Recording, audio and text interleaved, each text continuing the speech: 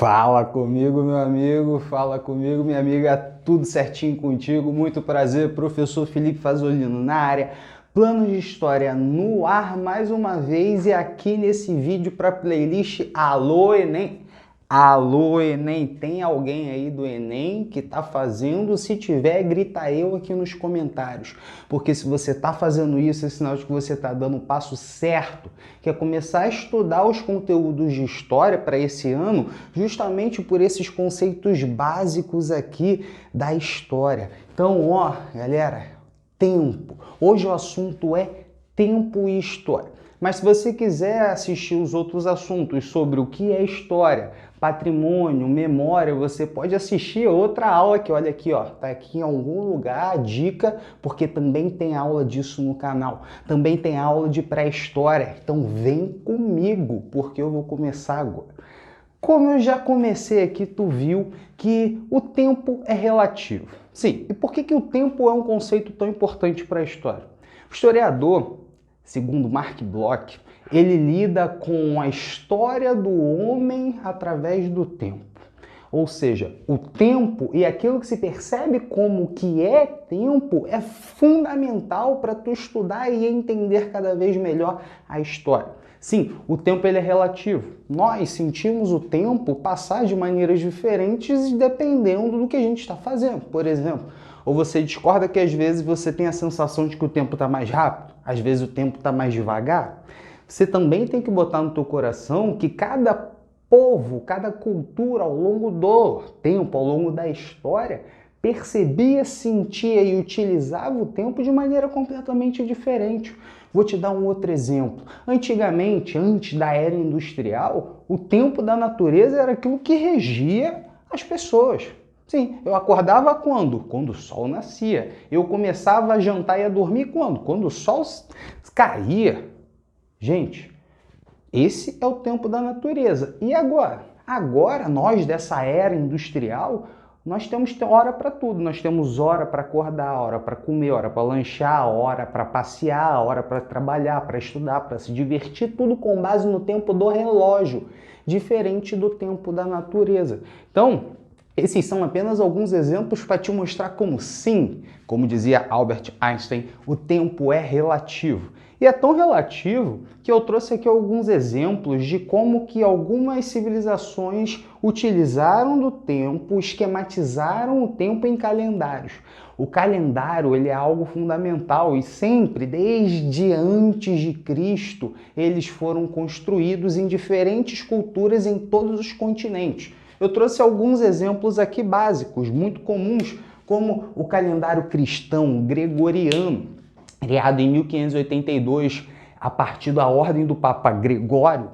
Esse calendário é aquele que tu usa aqui agora, é aquele que às vezes tu esquece de usar porque tu perde os prazos, não é? Esse é o calendário que tem como base o nascimento de Jesus Cristo, que é o ano 1. E também a gente conta, antes do ano 1 é antes de Cristo e depois do ano 1 é o quê? Depois de Cristo. Isso aí tu tá careca de saber, tu já tá manjando tudo.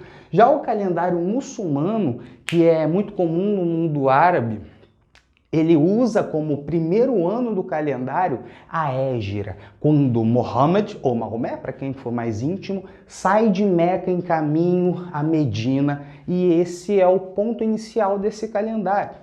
A gente tem o calendário chinês, que é o calendário mais antigo, pelo menos que se tem conhecimento até hoje.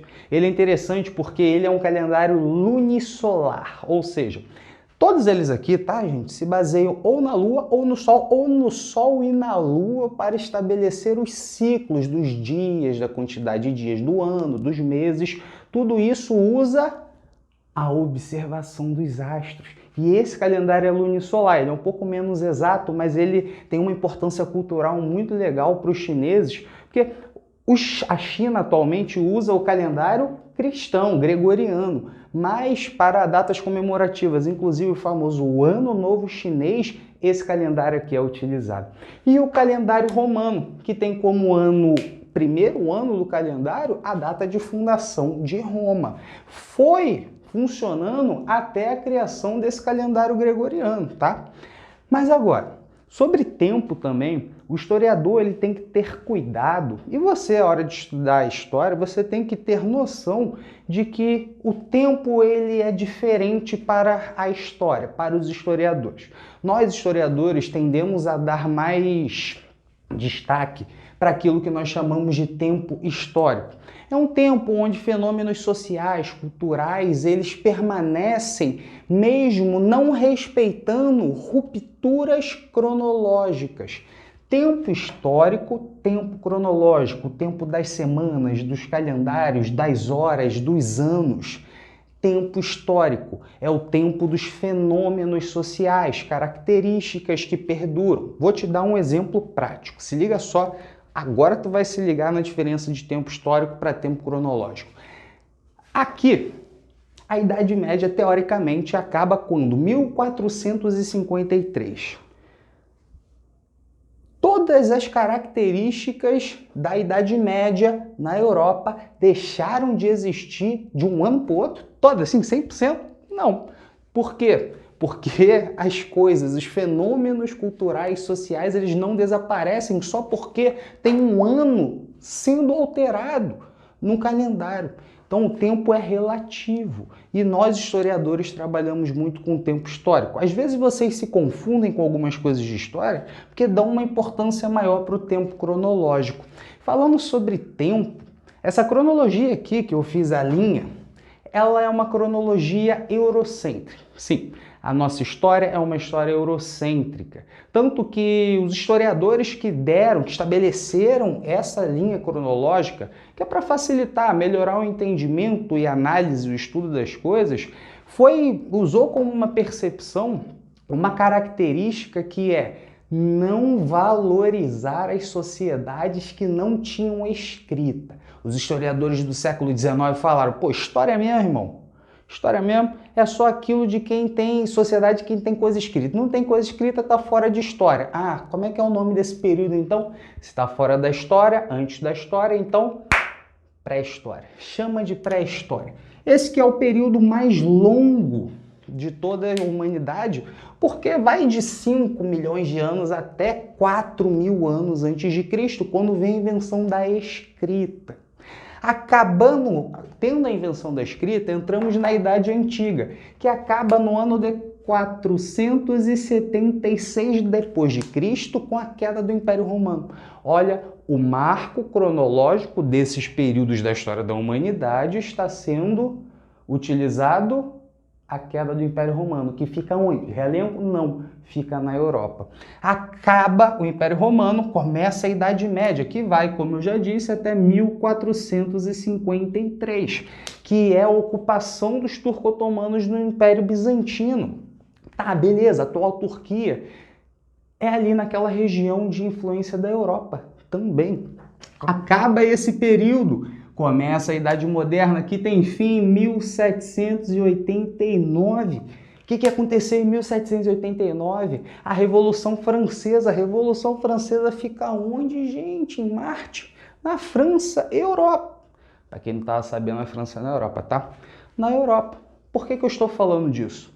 Porque esses marcos temporais que os historiadores falaram que dividem os períodos históricos da humanidade são marcos europeus.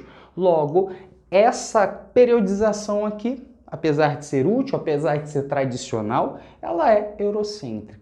Essa aula toda aqui é para te falar assim, o tempo é relativo. A história trabalha de maneira diferente aquilo que nós entendemos como tempo.